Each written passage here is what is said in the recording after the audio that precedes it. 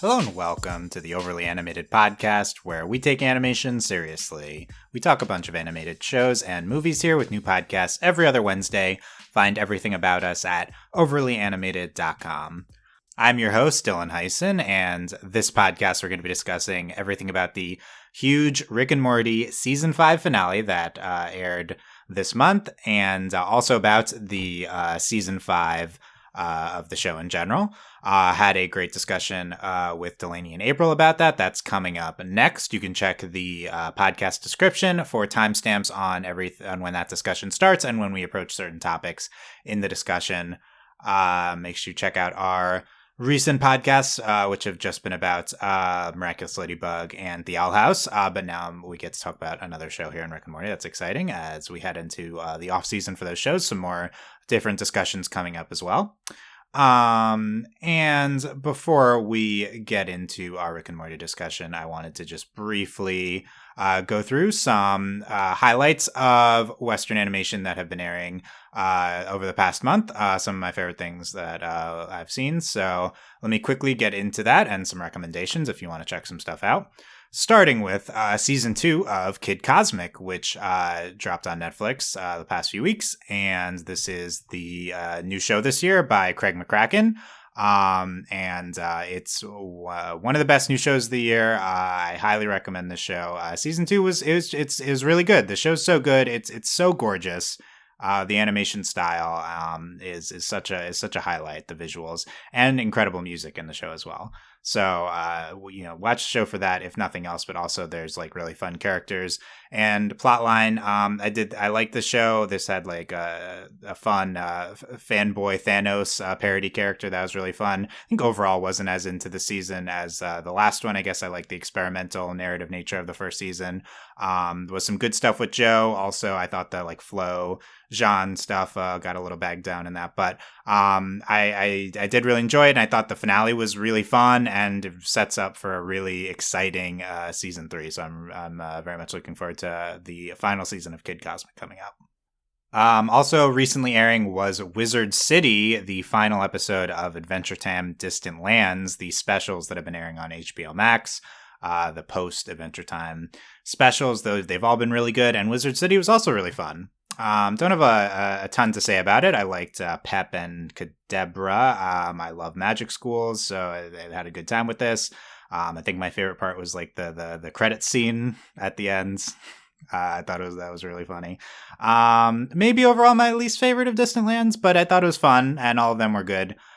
So really enjoyed Distant Lands, and there's another Adventure Time spinoff coming, so excited for more Adventure Time. Next is Q-Force, which is a new show that aired on Netflix. It's an adult comedy, very inappropriate. It's about an all-queer, like, CIA team. I really enjoyed Q-Force. This was super fun. I think this is a really enjoyable watch. It's really funny. There's some cool plot stuff that the show gets to. I think the show is very smart, some fun characters. You may have heard negative things. You may have heard stuff about stereotypical characters. Personally, I think that's how these like zany adult comedies go. Like they just have stereotypical characters.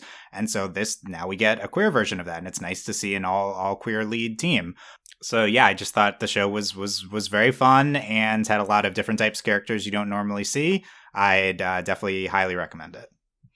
And last, What If has continued to air on Disney+. This is the alternate universes Marvel show. Big deal that there's a Marvel animated show. We've gotten, past month, episodes 2 to 5. These were all very fun, I thought. I think this show is great every week. I especially enjoyed episode 2, which with the T'Challa episode, and it was very funny seeing good Thanos. I think that was great. My favorite so far of What If, maybe surprisingly, episode 4 with Doctor Strange. Just amazing animation, really, really heartbreaking episode. But I thought this was like the best narrative that we've gotten. I thought 3 and 5 were also really fun. So What If has been great, and looking forward to the rest of the season. Let's head to our Rick and Morty discussion now, and just a warning before we get into that there will be adult language on the Rick and Morty discussion, not a lot, but yeah, I would say an adult discussion to match the show, so let's get to it. It's time for our main topic this week. We're discussing Rick and Morty's season 5 finale and also just season 5 overall, as we've not really gotten a chance to talk about it, as I'm joined by Delaney Stovall. Hey, y'all. And April Collins. Hi there. Yes, Rick and Morty season 5 just concluded a few weeks ago, and we have, I assume, been enjoying it, but we will discuss that. And it concluded with a huge season 5 finale, which made us have to talk about everything that happened in Forgetting Sarick Mortshall and Rickmurai Jack. Who cares, those titles? The episodes 9 and 10 of this season 5 of Rick and Morty. So, yeah, I mean, I think everything with Evil Morty we're going to get into, Rick's backstory. A lot from this finale to talk about. Let's, before we start, I want to say, we've covered Rick and Morty in the past, and I think when we were doing episode by episode, I made sure to rewatch every episode several times. For this season, most of the episodes I've only seen once, so we're casuals here. I apologize if we get anything wrong. A lot of mythology stuff in the finale I tried to prepare it for, but casuals for our season 5 discussion of Rick and Morty. Okay. That being said, Delaney, what were your big reactions to the finale, and what did you think of it when you saw it? It was really good. I won't lie. I was watching it, and to me, I was really excited that it was Evil Morty. The whole time I was like, it's Evil Morty, it's Evil Morty, it's Evil Morty. And I think I was just caught up in watching it. It didn't really hit me until afterwards, what all of it kind of meant for the show. Because I think it was, I don't know. It wasn't that it was unexpected for this season. It was a lot, and I think I just couldn't process it while I was watching it. I was just enjoying the episode, because that's part of it too, is that since we don't cover Rick and Morty as, like we used to, I kind of just watch, I'm watching it a little bit differently than I watch, Ladybug or The Owl House. I don't always watch stuff with the intent of it's kind of like wearing different glasses. I was just enjoying it, and it didn't really hit me until afterwards, that this, how this really might change the show.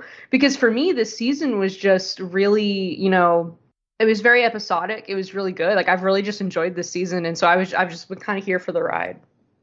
Yeah, I mean, I think, regardless of how you're watching it, I think this season was arguably the most episodic season of Rick and Morty since season 1. And then here you go with what the finale is, arguably the biggest episode of the show in terms of plot. So I do think that's a pretty jarring change once you get to the finale. I think it's also, they threw a lot of information at you at once. Yeah, and we'll try to dig through all this information here. I wasn't sitting there in shock, I kind of would have expected me to be normally. I was just here waiting to see what was happening next. Yeah, and I think regardless of whether this changes the show, we'll debate this. Still huge things are addressed in the finale. Yeah, so I was just excited to see Evil Morty. Yes, yeah, I mean, same. We've been waiting for this. April, what were your finale reactions? So, also excited to see Evil Morty, especially because we kind of got the quote-unquote conclusion to that, story. Conclusion, yeah. Yeah. I thought it was, really interesting. It was a little complex, but, that's okay. And I like that there was just so much. And, of course, I loved, the two crows. They were beautiful. So it's random. Just why? Yeah, just so random. Two crows. But also it was interesting too because we've had we had the Rick and Morty breakup, so to say, but that's kind of been something we've been hinting at the entire season. Even though this season's been very episodic, that's kind of what we've been getting at in the background is that they're they've been doing things very independent of each other, or at least been fighting the entire time. So I was like, okay, here we go. Here's Rick without Morty, and here's Morty without Rick. So I kind of liked getting to peek at that. And I'm curious to see how this plays out going, actually plays out going in forward in the future. Yeah, we didn't get a lot of it. I feel it was there, but we didn't get a lot of room to breathe with the last 3 episodes. Mm-hmm. So I think that's part of it too. It was just like bam, bam, bam, bam, bam. Yeah, definitely. But three big episodes after. Not a ton of this plot stuff, but prior to it. Yeah, I love the finale. I was had big reaction, enjoying all the Evil Morty stuff. I didn't expect us to.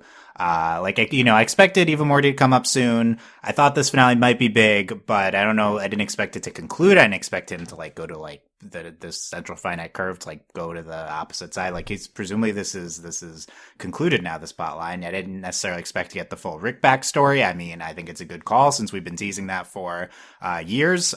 So finally getting it. And it's a little lackluster though. I feel like just because we've already seen it and they told us it was a lie.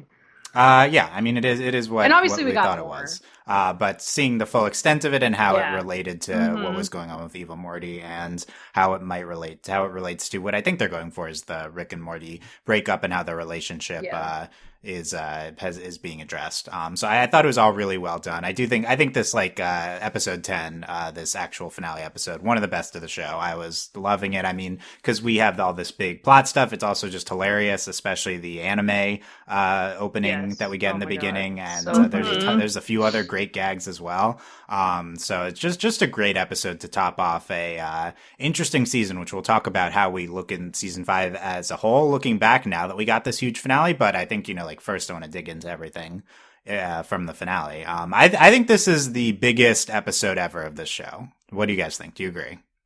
I do. I must confess, I did watch these episodes out of order on accident. I saw 10 and then 9, which I think messed me up a little bit.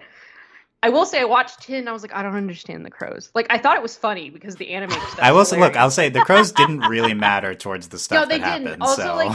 and then I watched episode 9 and I was like, I didn't actually need any of this to enjoy episode 10. Yeah, 9 actually isn't even that big, but it's still fun. Yeah. But I will say I do think it maybe messed me up a little bit with the whole the breakup. Mm-hmm. Yeah. Because I get the gag and then Morty lied. And then, yeah, I do think, I mean, it definitely feels they were in serious danger. I think the big thing with this episode is you watch so many Rick and Mortys die. Yes. And then it's a big and also Rick doesn't know what to do. So I think that's kind of the biggest part of the episode is Rick doesn't know what to do and we're just watching all of it happen. Yeah. And the music, I will say, my favorite part of this episode, and I think is the music. The music in this episode is amazing. It felt so good. It was awesome. I think that's the biggest part of what made this episode feel like such a big finale is the music. I think in 9 and 10 there's some great original music for and also and I think they brought back the Evil Morty theme and did a variation of it. Oh yes, they did. Yeah, I was gonna say the variation that they did on the Evil Morty theme was spot on. Yeah, April, biggest Rick and Morty episode. I think it's tied because with which one? With the what is it? Season 3, episode 1. Yeah, that was the other one I was going to suggest. Yeah. Yeah, I think it's it, and it's because they're kind of they're very much on the same level, but in different ways, and because you're kind of having the destruction of the Citadel, but from 2 different people. In season 3, episode 1. It's Rick taking down the Citadel, but then you've got this episode, and it's Evil Morty who's taking down the Citadel. And so, Rick is just kind of sitting there, as it's happening. So it's kind of I don't know. I feel they're very much on par with each other, at least for me in that sense. Just kind of watching this society of Ricks and Mortys fall to the ground. Well, I think it's hard. We've had when we have big finales, Phoenix Person, and then when they're when Rick gives himself up to the Federation, we've had some big stuff's happened. I think sometimes it's like when we have finales that go all out. Yeah. I think in season 3, episode 1 is in terms of the episode that feels like the most plot heavy, that feels the most fast paced plot episode. I think that's the only kind of comparable episode for me, at least. I mean, there are some finales.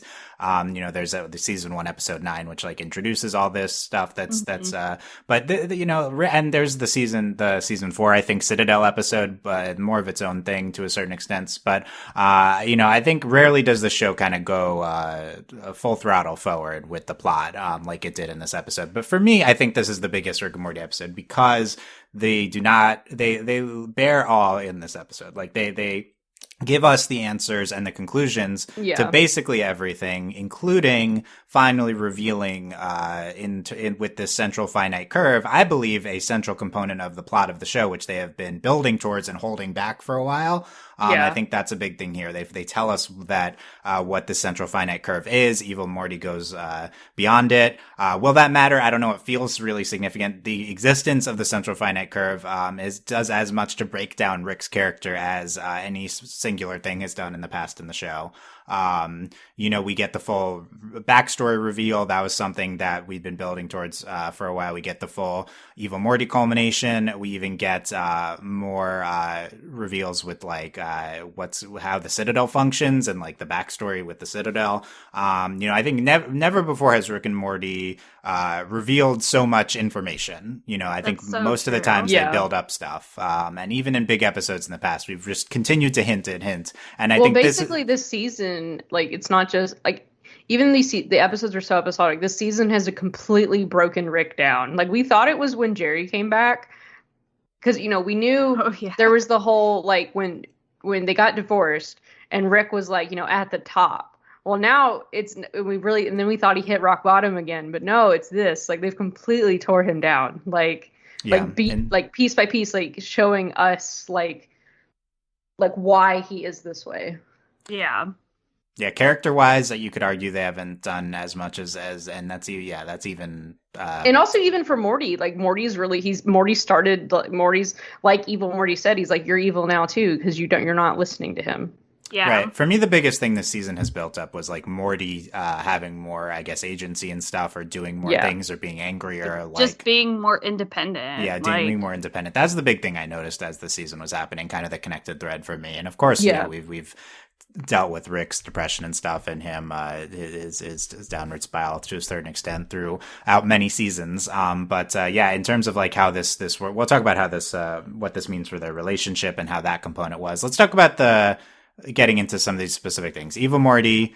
We get the reveal of I guess we knew he was president, and we get his plan. He's trying to escape the central finite curve, which apparently had been mentioned twice before in the show, but was not explained. Yeah, I think it was like a throwaway. Which to what extent? How long had they been building towards this? I don't know. Also, to be fair, they're just random words. Like, how are we supposed to know what these words mean? That being said, I will say this is maybe the most impressed I've ever been with like a mythology component Rick and Morty has done. Right. It's perfect, and it makes a lot of sense for the show. Like, the thing is, like, there's mythology, like. The Owl House is a good example. Look, they can just make up whatever they want. It's their mythology. But, like, Rick and Morty, like, we have it's complicated with Rick and Morty because, like, we have a multiverse where we can do whatever we want. But we still have that established mythology. Like, there's infinite Rick and Mortys. But then to reveal that we have just cornered off, we're in this special little part. Like, oh, it's genius. Like, it's so good. Yeah. Here's my experience with this component of Rick and Morty. Is like Rick and Morty, you watch the show, it's like, okay, Rick is the first human to invent portal technology, and that basically makes him a god, and you just accept that, and like you accept that that's true in all universes, and then he's the smartest person and he's a god in all universes. It's like a very similar thing Loki just did in the finale, and like I was gonna say, he's like this. his dumbest version is apparently is the smartest person. Yeah. Yeah. Apparently Doofus Rick is which is that was a little distracting as we were explaining this the first time I was watching. I was like, I remember the dumb Rick though. Like, why is that Rick the smartest? But I guess it's funny that he's also the smartest in his universe. But you accept that Rick is, and it builds on this presentation, which the show is like mocking to a certain extent of Rick as this like very godlike figure, and the show has been slowly breaking that down season by season, and now we finally reveal that no, there are universes where he's not. He's just like walled them off, and it just goes against. It subverts what you assume that the show has done for the entire time, and it makes complete sense that like just because he in these universes was the first to discover it doesn't mean that he has to be the first in all universes. Maybe it's dependent on the conditions. Some people speculate it's dependent on his wife and Beth dying that he arrives at that.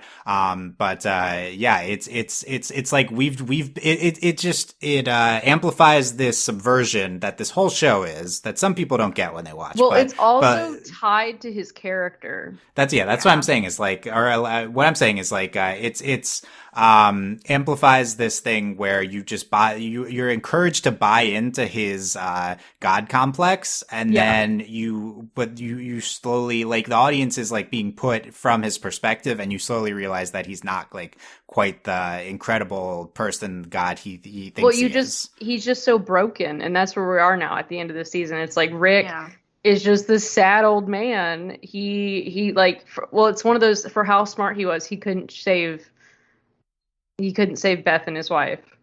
And then it makes you wonder, like, is there one out there that maybe he's not the smartest man, but it's a Rick that got to live with Beth and I think his wife's Diane. Yeah. And probably that's what's happening. And I'm excited if we were to explore these other universes. Well, that's the one thing to me that's not clear, because like at the end of the episode, they're stranded, no portal juice, and they have like a bunch of Mortys because they have Morty City, and then but like Evil Morty just made like a tiny little hole to break through, but then it looks like the rest of them are destroyed. So in that sense, you would think that the curve is gone. I mean, I think unclear if Evil Morty just went beyond it, or the curve is gone in general. I would assume, if he went, or maybe like he like was able, he broke the curve, but then he had to like to go further. Yeah, I would assume that the curve, he like the episode emphasized him specifically breaking through the curve, so I would assume that means the curve still exists afterwards, or else he would have just broken it in general. That'd be my assumption. But yeah, there's a lot of stuff that's a little unclear that we want to discuss here. I will say, I think something that's more definitive is Rick's backstory. So let's quickly go through the full Rick's backstory as Morty sees. And it is essentially what we see in the season 3 episode 1. And they've been hinting at this. Like there was in the Bird Person episode this season, we hinted, I mean, his memories, like, you're one of the sad Ricks that lives with like your dead daughter. Yeah, so we built on that pretty huge reveal from episode 8, and his random Rick killed his wife and daughter. He went to hunt down that Rick. He kills a ton of Ricks, eventually makes a truce with them to form the Citadel, and then finds an Earth with an alive Beth, presumably where he was not in Beth's life. And then it makes you wonder, do you think that Rick could come back? Right, I guess the or he's a dead Rick Rick from there. I don't know. Yeah, unclear if Rick's dead or if he's okay. Wait, did our Rick actually kill him at some point, and we just never right? I mean, our Rick could have killed him, or the Evil Morty could have just killed him. I think there's a lot of chances. Well, there's also, I mean, this shit gets complicated. There's also the part where like they Cronenberg their world and they buried themselves in the backyard. Yeah, Not at some point they jumped universes. Yeah, I don't know. But it doesn't matter. I guess that's true. I guess all 4 of ours in that episode jumped, so they wouldn't be in the universe. Which regardless, we're still living with the Beth whose Rick abandoned them. Yes. So it's like you can only tell relative to the C-137 Rick. Yeah. Okay. So we see all this backstory. We didn't know about he's trying to hunt down the specific Rick and the history of him forming the Citadel. Which we could have a moment where he does find that Rick. Mm-hmm. Yeah, presumably he never found the Rick that killed Beth and Diane. But I thought this felt like a huge moment watching. I think finally seeing this backstory. I think this is one of, if not the most speculated parts about Rick and Morty that's discussed. When are we going to see this? Felt big. I thought it was great. The montage, I mean, with the music and everything, like, it was incredible. Yeah. Yeah. April, what was your reaction seeing the Rick backstory? I mean, it's nice to know now, Yeah, finally we know. It's kind of been like a joke up until this point. Like, how did Rick get to where we are, or where he is? And so now we know, and we know the actual story too. Like, even in what is it? Like the season 3 episode 1, like whenever they have the scene, where they're trying to figure out the equation for, I can't remember, but like we actually see what happens, and he's just like, haha, you think I would actually show you what happened? Like, and we're like, haha, that's not what actually happened, and you don't actually believe him in that moment, but then you're like, oh, that is. Yeah, I think it was happened. Partly right. I think there's some details that didn't match up, but the big parts were what happened. Yeah. So I guess it could feel a little anticlimactic from that, but I think we've been primed for this being the backstory for so long. It would be. I think this makes sense to go in this direction. I think it makes sense for the character. I think they tie it in well to everything else that's happening in this episode, and the emotional state that Rick and Morty and the relationship is at. So I think that was like the bigger thing than exactly were we going to go with like generally what they presented before. We're going to go with something different. I think it's just more important like how it's presented, how it fits into everything. But also like just getting to see like the extent to which he tried to hunt down like the killer. Yeah. Yeah, well, especially because again, like from what we've seen of Rick, like he's seemed so uncaring about his family, and so like we never hear about Diane except the fact that like we know she's not with us, and so for him to have cared so much to have like gone through all of that is just. It's like, oh, so you do have like real human feelings. Got it. Okay. Well, that's the secret kind of to Rick. And that's part of what makes him kind of so tragic is that like he created this, like, I mean, afterwards, but like he made this curve. Like there's this universe where like he's the smartest person, but like he doesn't get to have his family. And that's kind of also what we were getting with Bird Person is that like Rick was like the only thing that I think matters is like people I care about, and basically Bird Person was like, I don't love you back, bro, and it was like, oh yeah, okay. Sad, and we did see the Bird Person component of the backstory. So I think continuing the discussion as it relates to these other things as well. I think the other main thing that's revealed, this one a little bit unclear to me, so let's discuss it. Was in the backstory we learned the Citadel was partially made by Rick, and then Evil Morty before that reveals to Morty that the Citadel produces Mortys, like manufactures Mortys. My interpretation was it produces Mortys for the Citadel because we know that the Mortys are like used to mask the Citadel. That was revealed from an earlier episode. So I think it could be that. I've also read the interpretation that the Mortys are produced to like be partners with Rick. The whole Rick and Morty relationship is a manufactured one by the Citadel. Yes. Certainly the episode does not get into details about that. I feel like it's both, though. Right. I think it's probably the insinuation is both. I will say, watching it the first time, I did not get the, like, Ricks or Mortys are made to be paired with Ricks kind of thing. Like, certainly doesn't hit you over the head with it, but I mean, it does make sense to me.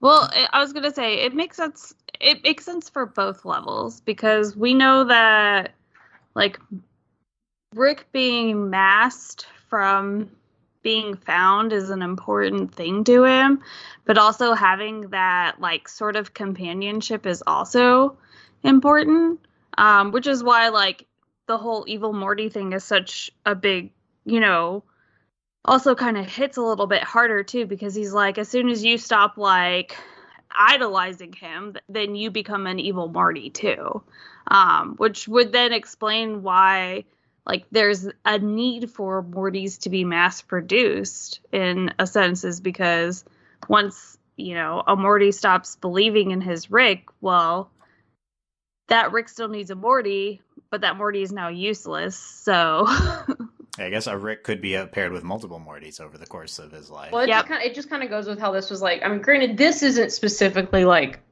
Rick C-137's fault. This is like a byproduct of him creating the Citadel. Yeah. But like... But I think it's important that it's revealed that he is culpable in the Citadel's creation and everything it's doing here. Like he's responsible for the creation of the Citadel, even though maybe it was not his decision to mass produce Mortys. Yeah. But it's just part of the whole, like, the central finite curve, like this perfect little universe for Ricks to play around in. Right. Yeah. I think it ties into that. And it's like, if they are making Mortys for Ricks, that has significant consequences of our Morty knowing that their whole relationship is potentially manufactured. Doesn't necessarily mean our Morty was made to be paired with Rick. I do think one thing this finale leaves ambiguous is how our Rick ties into when this Morty was made, was born or made, or presumably this Morty was born from our Beth. But when did Rick come into her life? At what point? We've seen flashbacks of a baby Morty before. That probably has some ramifications. Still a little bit unclear. But even if our Rick and Morty's relationship is as natural as can become from a Rick who crash landed and took over another Rick's, kind of life. Morty's still potentially very disturbed that the entire Rick and Morty dynamic is a manufactured one that could have ramifications on their relationship moving forward. You would assume it would. I also love the idea that the Ricks have been sort of cultivating the Beth and Jerry relationships, considering Ricks hate Jerry so much. But they need to have a Morty. Yeah.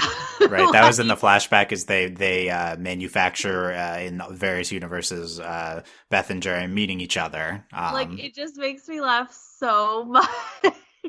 It is pretty good, and it's I guess our Rick is not, the one directly responsible for that. He hates Jerry. It is, talking about one thought I had before, talking about Rick's culpability, it is interesting because, the whole entire thing that starts his journey into, the portal technology, everything is another Rick killing, the Rick cycle already existed before our Rick. Yeah. So it's our Rick isn't do that? It's in the multiverse theory, I guess no one person is the instigator. It's all of them.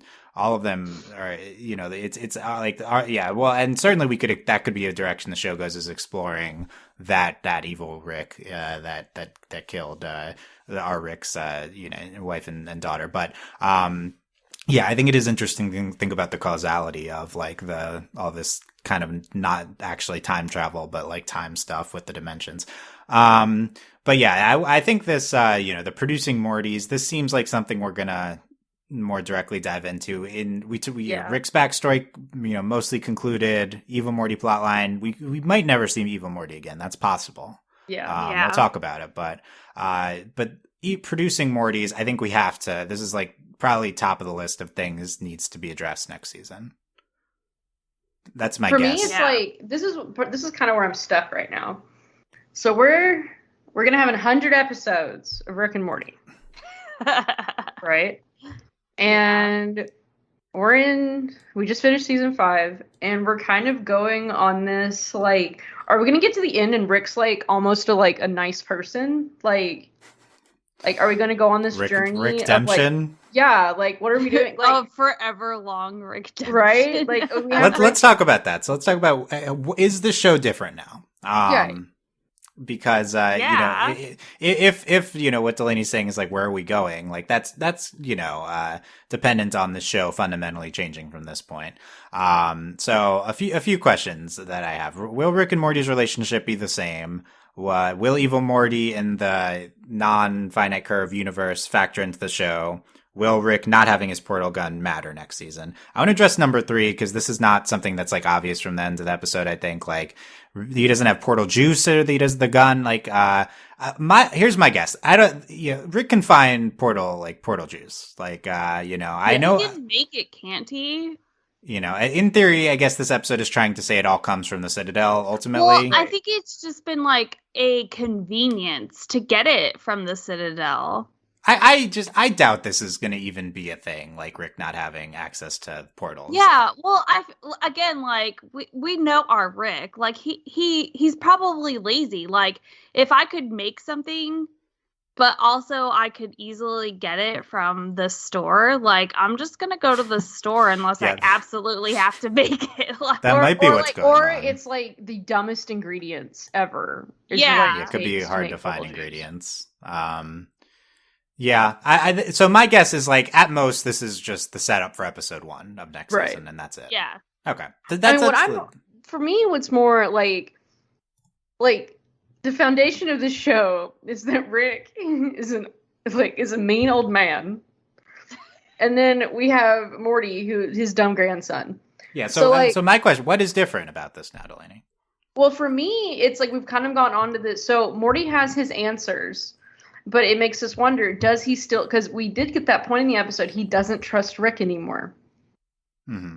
And so, and Evil Morty did say, he's like, look, you're Evil Morty now too. And so it's curious, it's like, are we... And they broke up. Like, and that was the other thing too that was kind of like a big deal to me, was Rick was like, the crows taught me that what I was doing was wrong. So like, obviously he was like on some sort of like manic, like nonsense, but like... There's still like that to me, that's what's still here. Like that's what's important. So that's what I'm curious about is like, so are we going to kind of, granted this could take forever and you can still be like an asshole, but like love your grandson, which he does.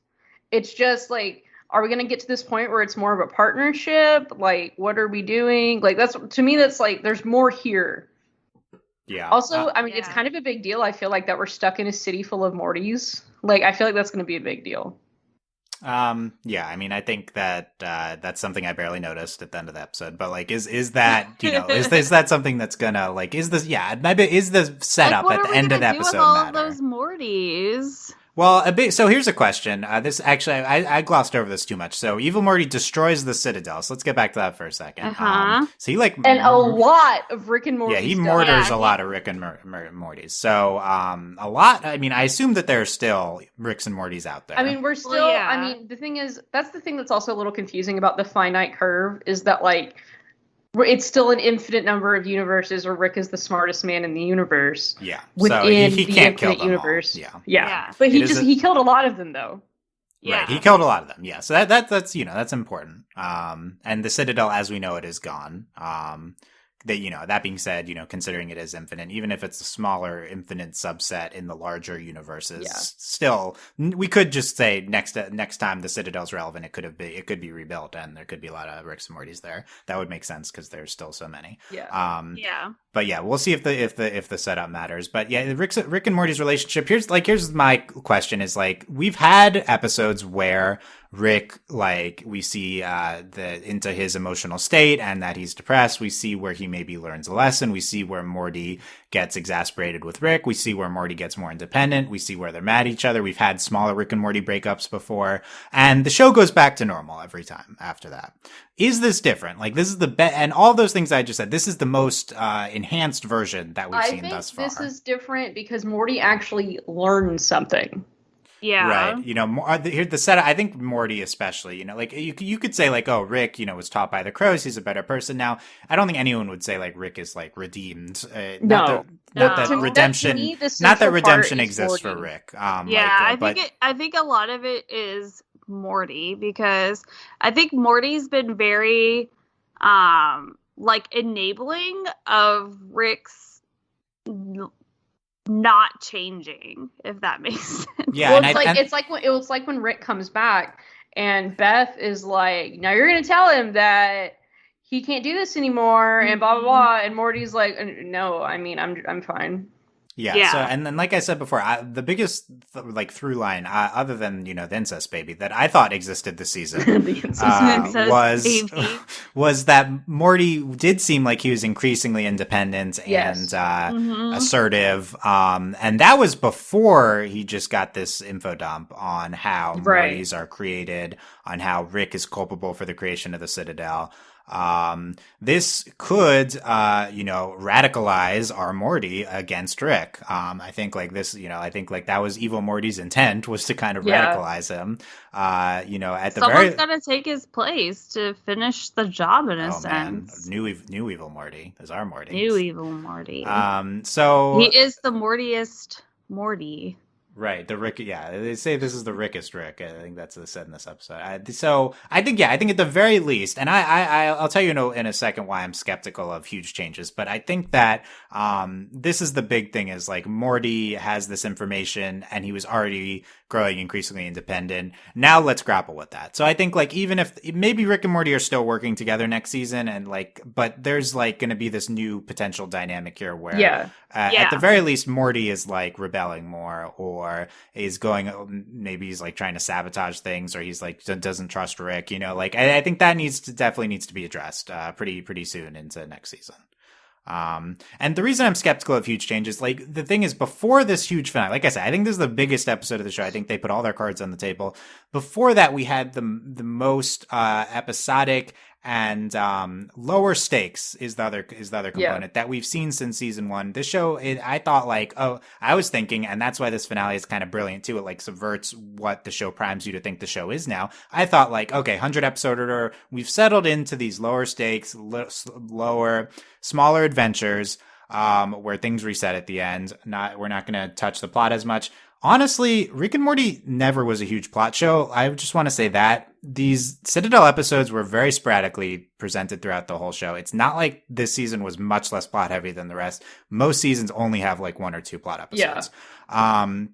I thought we settled into this new 100 episode order, lower stakes kind of routine. And then comes the biggest episode of the show. So it's like, aren't we going to go? We're still in the 100 episode order. We still have to make this show's actually going to put out a new season every year now. It's never done that before. Like 2022, this show will be back. That's unheard of. So I mean, I guess last year to this year, right? But then they actually aired 10 in a row, here, except for they had a month before the finale, which is still weird. So like, how do you rectify the fact that they potentially just changed the game with, we need to settle into a new routine? So I think that's like my biggest question. I'm very interested to see how they approach that. Which I do think you can still have, the DNA of the show.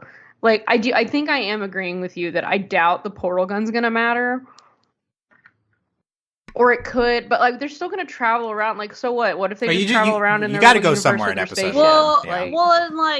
He still has his spaceship, so it's not the portal gun's not going to matter.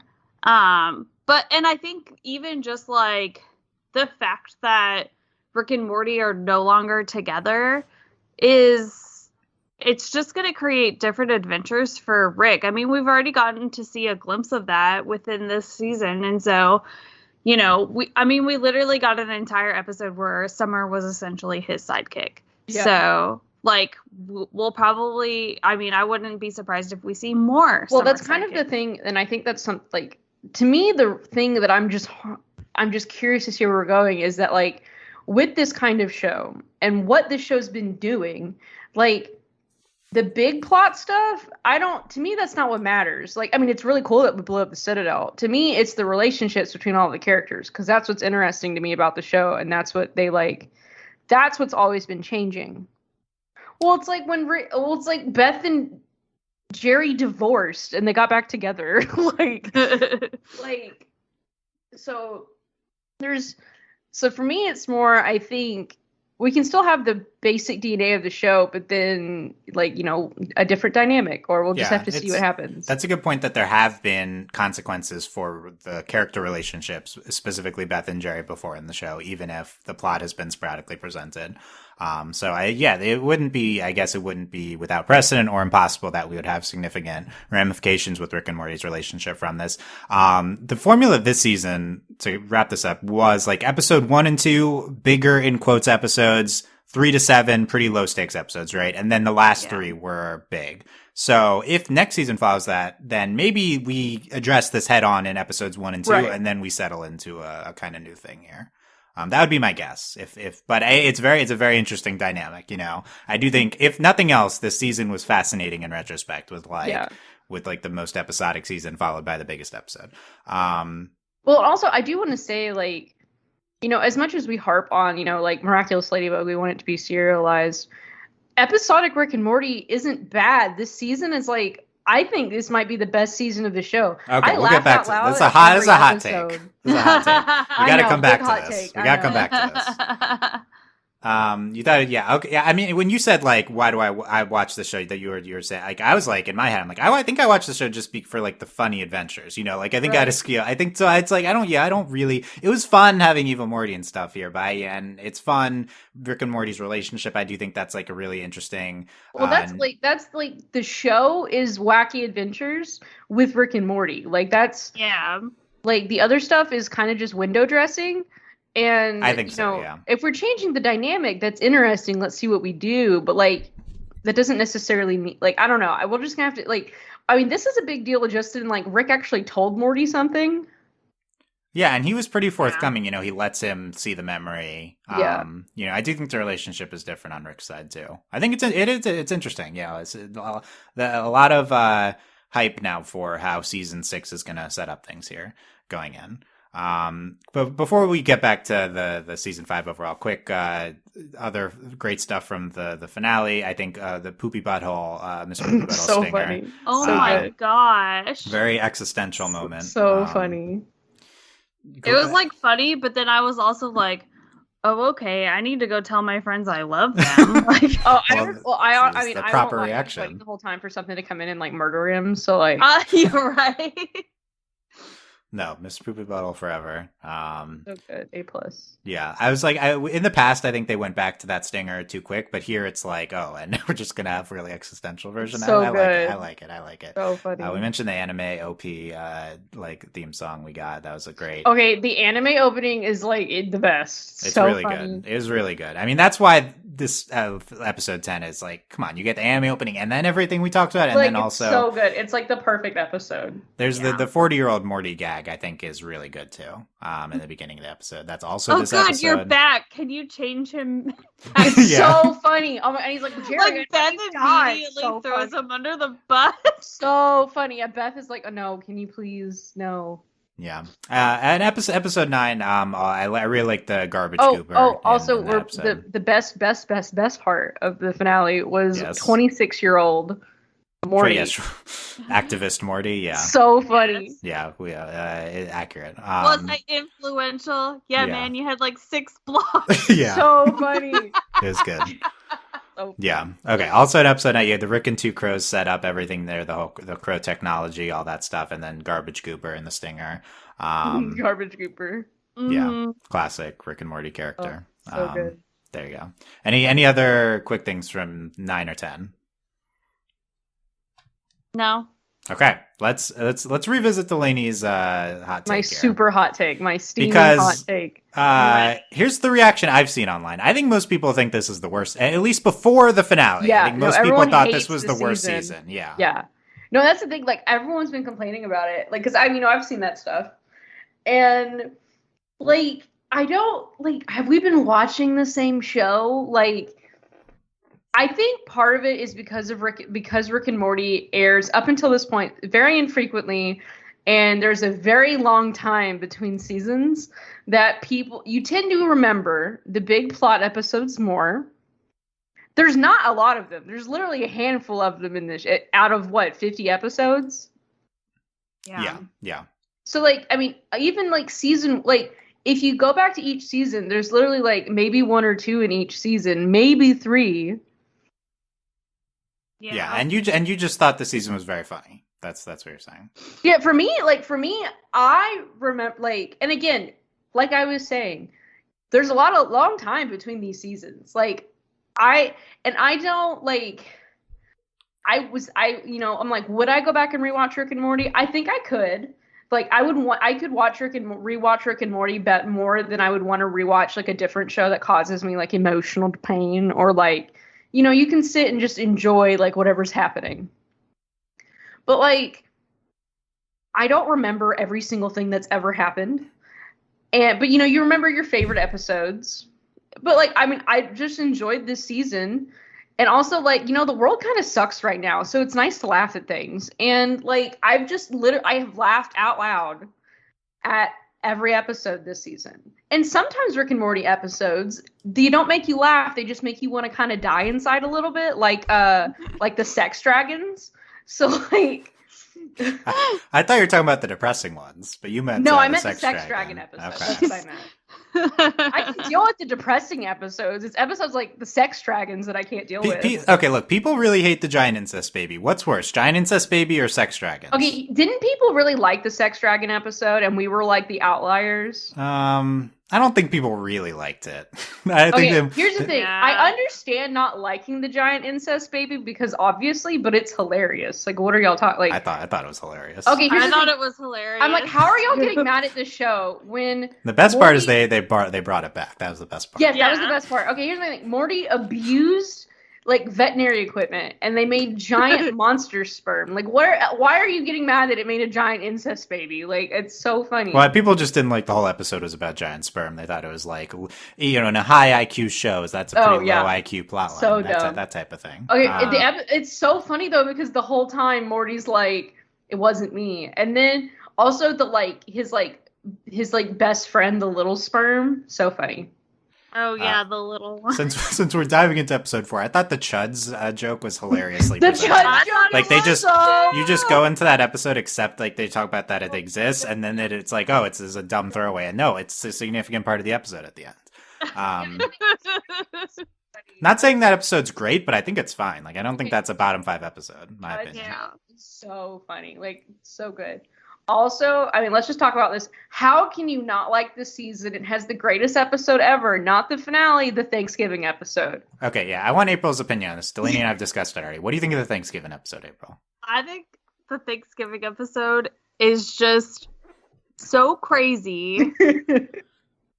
And like it's just so crazy, you can't hate it. Like, and then But did you like it? Yeah, I liked it. There's a turkey president. Yeah. Dylan and I love think that it's a masterpiece. They're 'cause like it's so funny. They're like, oh, we'll have to get the presidential pardon, and they do it every Thanksgiving. So funny. The whole setup is incredible, and it instantly escalates. Like, look, like the whole setup, so good. And they're like explaining the plan from both sides. So yes, funny. That sequence is great. So I just rewatched this before the podcast. I was like, I need to rewatch the things. I need to know if it holds up. Because when I watched it the first time, I'm like, this is like one of the greatest episodes of television of all time.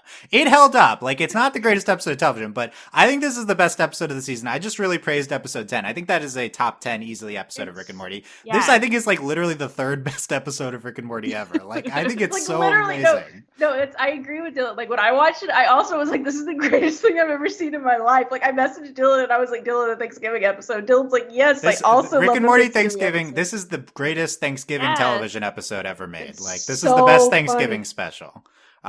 This is what they should play every Thanksgiving, and I They will watch this. should. I'll watch this every Thanksgiving now. This is Like, I was saying this, I was like trying to explain it to Tanya, and I was like, Tanya, this is the funniest thing I've ever seen in my life. Like, It's such a good time. there's so many layers. I love like the rivalry between the president and Yes. So and funny. they've had this this is the best in that episode by far. Yes. The best president's episode.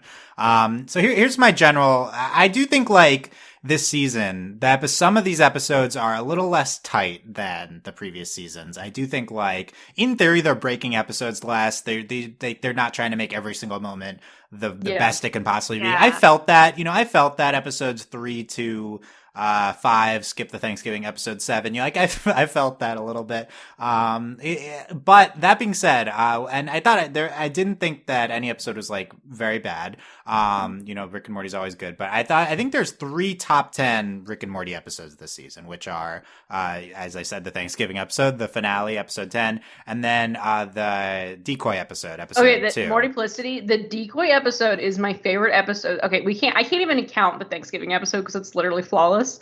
Like, if I had to pick an episode this season, that's my favorite. That's not the Thanksgiving episode. It's the decoy episode. The decoy episode is amazing. The decoy episode is so frustrating. It's so good. I'm like, oh my gosh, who is real? Who is not real? I don't even know anymore. What is happening? Amazing. Yeah. It's at the time it felt like a classic Rick and Morty episode. I think it is. I think it's so classic. It feels very like reminiscent of like the interdimensional cable episode or Morty's Mind Blowers. Isn't this episode what tricks us? It makes you think it's going to be interdimensional cable, and then it's like, no, we're all dying. Yeah. It's great. Yeah, and it's a big episode. Yeah, and so then I think everyone's like, oh, he's like, oh shit, like a decoy family has been so good murdered. Like we have to go, and then oh, why are the decoys making decoys? So good. Yeah, like the decoys are making. Decoys. Yeah. I think it's great. I think so. Three truly great episodes of the show. I think I think the season is maybe top heavy. Like I think there's like 3 excellent ones. Then there's like episode 1 is also very good. Episode 8, episode 9, I think are also very good. I think this season, part of what I really like about this season is like the B rolls in these episodes. I think are really solid. Yeah. The B plots. Yeah. Yeah, I would have to like in the first episode. Mr. Nimbus is hilarious. Oh, yeah. Well, the best part of episode 1, is the B plot with the wine cellar. So funny, the wine. So and good. Morty going to get the wine. Yeah. And Mr. Nimbus is also great. Yeah, that is a great episode. So look, I do think what I think are you talking about? He's Mr. Nimbus. Yeah, and like he controls the police. So funny. We love Mr. Nimbus. Yeah, I think there's some maybe less incredible episodes. I think maybe my least favorite was like the Voltron episode, but I appreciated it for being Voltron. Obviously. For me, it was just that Rick was obsessed. Like the fact that Rick was obsessed with them, and they were like gophers. So funny. Actually, I think probably the Hell episode. Yeah, episode 5 maybe. Maybe, but I think they're all solid. I don't know. So overall, I think it's a very solid season. Is it? So Delaney says it's the best. I will say, I think when we're talking about seasons like 1 to 3, like this is the best show on TV. At some point, we didn't, think that highly anymore. I think it's like maybe in between a return to 4. I don't know if the last season was also great too. So that's the thing for me. I don't know. Like the part of it for me is like there's classic Rick and Morty episodes, but like sometimes it's hard. Rick and Morty is just a great show. And when we talk about, this episode wasn't as good, it's like, it's still better than literally anything else on TV. Yeah. It's still all good. Well, and it's hard to like compare seasons with each other because like they're never like, I think season 1 and season 2 are very similar to each other, but then like season 3 is not like season 1, and like season 3 is not like season 2, and season 2 is not like season 4, and season 4 is not like season 5. And okay, I will retract. The best season is when Beth and Jerry are divorced. Oh yeah, that's a lot of fun. You look back on those times fondly. Okay. So good. Yeah, like, I'll say not the worst season, but I'm not sure. I do think I think it's hard to evaluate it overall because. I do think we've settled into the smaller episodes in a way that we hadn't quite as much in the previous seasons. It's just funny when you have a show that isn't very plotty, people want plot, but then when you have really plotty shows, they don't want plot. So I don't really understand like. I think people are satisfied after the finale here on the plot front. Like, I will say we addressed everything. I will say I kept I read a lot of articles came out before I was able to sit down and watch episodes 9 and 10. So I think I was a little too primed for episode 10, so that's part of why it wasn't such a big deal to me, I think. Yeah. I still enjoyed it. Like, it's still great, but I think I just didn't get to have that like shock factor. We also had a month build up to it. They aired it with episode 9. The airing with episode 9 is an interesting choice. I don't think they had to do that. But it is a 2-parter, but could have been back to back. I was gonna say, I think it works better together. Like, I feel like I would have been frustrated if episode 9 and 10 had like a week in between them. That's fair. Yeah, well, it was great. Again, the Crow anime opening is like one of the best things ever. Yes. We love that. So great finale. We enjoyed the season. We'll see how people's opinions of the season change with the finale now. And we're looking forward to season 6, which we're expecting next year. Hopefully, fingers crossed. Honestly, that's really exciting.